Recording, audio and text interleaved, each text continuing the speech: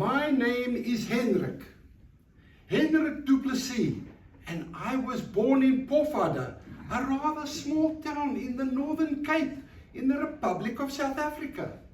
Well, I now live in Sydney. And you can call me Hennie if you like. So let me tell you my story that began at the Sydney Contemporary Art Museum when I went to see the Goldblatt exhibition. You do know Goldblatt, the famous international photographer. Well, I found myself meandering slowly from room to room, absorbing the mastery of Goldblatt's work. You know, as a keen photographer, I could appreciate the skill of the man behind the lens and his ability to capture and to preserve some very, very special moments. You know, looking at his pictures, I could almost smell the fragrance of the land after the first rains. And I could hear the mosses chirping in the marula trees. And when I saw the old church, I recalled the voice of the dominee as he rambled on. Kom, laat ons bid. Let us pray. After a while, I entered a section titled The Afrikaner. Now, casually shuffling from photo to photo, I became conscious that I was now closing in on a past life, one I had tried so hard to forget. My heart said no, but my feet said go, until there I stood, my eyes transfixed on the next image. Yeah, a rather somber shot of three people sitting at a table. At first, I just stood there as if struck by lightning. My whole body started to tremble, and I gasped in disbelief at what I had just seen. You see, that boy, that 10-year-old, that 10-year-old seentjie, that was me, and that was my father and my sister Anne-Marie. Now, to most observers, the photo was quite simple. It captured a young boy, head down, eyes blankly staring at the kitchen table. For me, however, I could clearly recall the pain and the taste of blood as it slid down the back of my throat at that very instant. Sit still, your bliksem! I could hear my father screaming.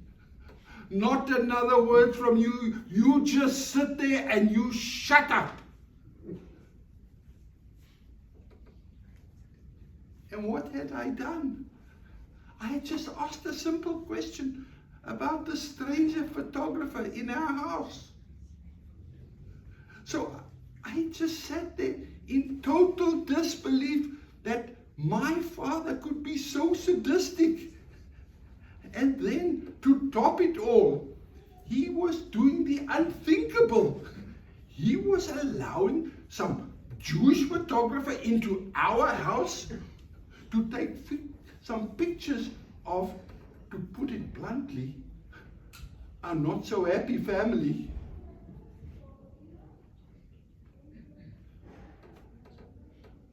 I could have killed my pa right there and then, taken a pistol and emptied the magazine.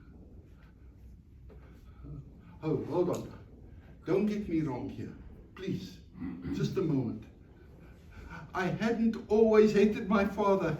On the contrary, for most of my young life, I had loved him, looked up to him, envied him. He was my role model. We were always busy camping and riding and shooting and doing all the wonderful things I loved so much. And then on Sundays was my special day. my day with my pa. And at the old church, everybody seemed to want to get a bit of my pa. Good morning, Doopie, they would greet him. And I can tell you, always, but always, with the utmost respect. And then, after church, we would change into our khaki uniforms and head off to the commando unit of the Afrikaner resistance movement. You know, the awesome sight of my father on his horse, saddle, polished to perfection, filled my heart with pride. He was the ultimate horseman. He could ride faster and shoot more accurately than anybody in his unit. And of course, Doopie rode in the front. He was a proud lieutenant, a true Boer whose grandfather had fought the British and even met with President Paul Kruger. Oh yes, Pa was my hero, and I would lie awake at night just dreaming that one day I would be just like him, Lieutenant Commander Hennie du Plessis.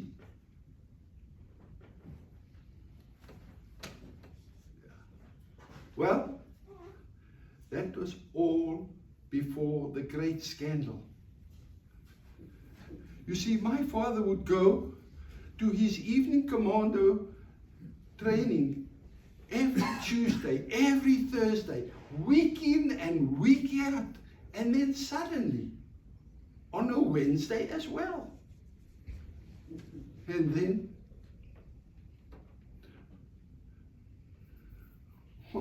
one Wednesday, he never came home. What had happened? He was arrested in a shebeen, which is a drinking place frequented by the local blacks. Surely there was some major error here. This was unthinkable. What would Doopie be doing in a shebeen? He would never go to a place like that. Oh no, not my pa. Yet, on that fateful night, he was caught and arrested, performing the cardinal of all sins. You see, back there in Pofadder, you could talk to, you could shout at, you could insult a black person, but, and this is a very big but, you did not fuck them. The immoral act of fornication with a black was the sin of all sins, and it was illegal in South Africa at that time.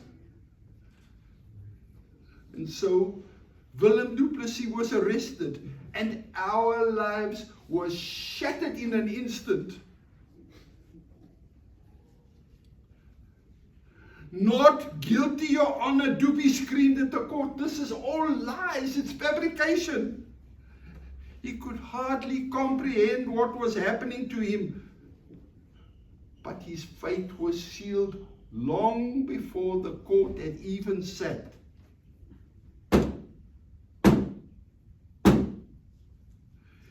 Guilty on all counts, said the magistrate. Sentence will be passed in 21 days. Yeah. 21 days of absolute hell.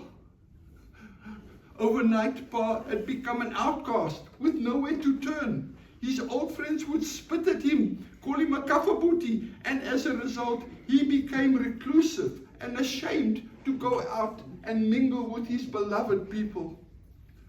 No longer was he welcome at the church, and his commando friends called him a fucking traitor. And we, the children, we were now barred from playing with our friends, shunned at the school, and our worlds, like the walls of Jericho, just came tumbling down. And that is when the beatings began. First Anna-Marie, and then me, a 10-year-old boy, beaten every day. He took out his frustrations on the world. He blamed every black man and all the Jews for his misery. They had trapped him, told lies, and destroyed his life. And then, at this lowest point and desperate for money, he had allowed this photographer to take pictures of us sitting at our table. And Goldblatt, that expert photographer, he captured that very moment with all his skills. And to think that that very picture was to become one of Goldblatt's most acclaimed pictures. Well, I was not in Pofada. I was in a museum in Sydney, just trying to recover from looking at Goldblatt's pictures. I felt I should have another quick glance. I didn't even bother. I was finished with that life. So I just turned my back, slipped into the crowd, and I moved on. I just moved on. Never looked back.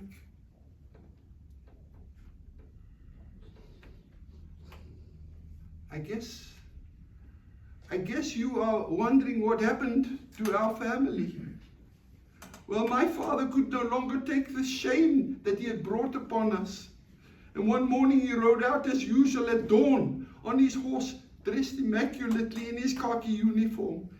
He found a quiet spot, took out his pistol, put the gun to his head,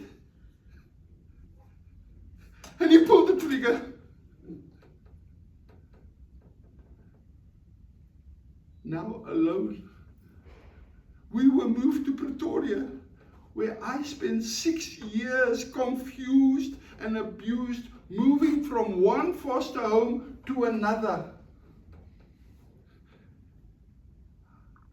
And then at the age of 16, my life began to change for the better. I got a job at Weinberg's Hardware. Now, Mr. Weinberg, he was a rather funny man. He had this strange accent and he walked with a limp. But I tell you, he was a very, very, very good man. One day, he calls me aside. He says, "Come here, my boy. I too spent my life running away from things. First the Nazis and then the British. So I'll tell you now, your future lies in hard work and education." Yeah. So I worked hard and I studied, and I soon began to understand their strange ways, how they observed their Sabbath and showed respect to everyone. I began to help them around the house, and soon I became their Shabbos goy. And eventually, I became like the son these two Holocaust survivors could never have. I worked in the business, and we all celebrated my graduation. They were so proud of me. Aloya Sarah, Baruch Hashem, a real lawyer.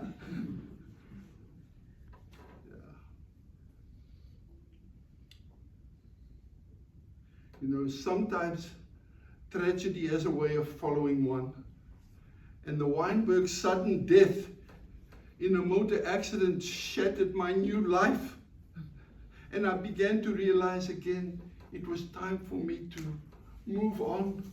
Just move on. Never look back. Now, 35 years ago, when I arrived in Sydney, all I had to my name was a few pounds and a little suitcase.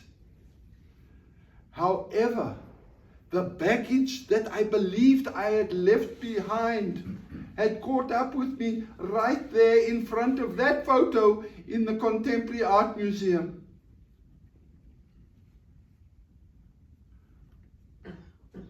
Well, I no longer need to move on.